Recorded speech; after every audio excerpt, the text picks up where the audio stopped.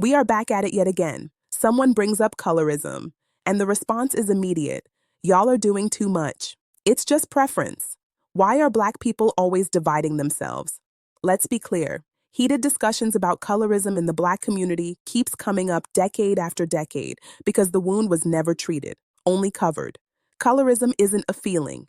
It's not an opinion. It's not a dating preference floating in a vacuum. It's a system that hurts, subjugate, and oppress Black people. The unfortunate part is that many Black folks fully participate in colorism day in and day out. As we all know, race itself is not biologically real. Race is a construct that is centered on power, and shade has always been an indication of proximity to that power. People were, and are still, ranked, punished, and rewarded based on how close they appeared to whiteness. During slavery, lighter skin, often the result of sexual violence, was treated differently. That wasn't kindness. It was control. And like all things unhealed, those patterns didn't disappear. They got normalized. They turned into habits, into standards, into taste. You see colorism play out in real life, not just comment sections. In families, where one sibling is praised for looks and another is praised for being strong.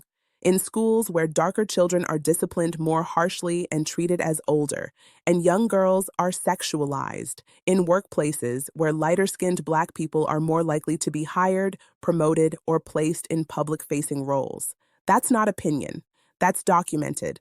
Studies have shown wage gaps and promotion differences tied to skin tone among Black Americans, even when education and experience are similar. So, calling out colorism is not dividing the community. Ignoring colorism is how it survives. Talking about it doesn't create the hierarchy. It exposes the one that's already there. And when people get defensive, that's usually because they want to protect their own comfort, not the truth. Colorism is a form of collective internalized racism.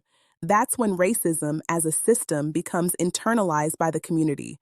People start adjusting themselves automatically, bleaching, shrinking, over-explaining, trying to be palatable before anyone asks.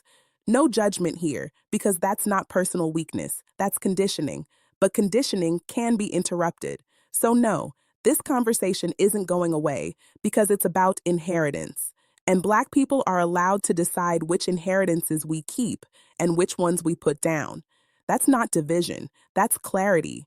And clarity is how healing actually starts. Because at its very core, colorism is anti-Blackness.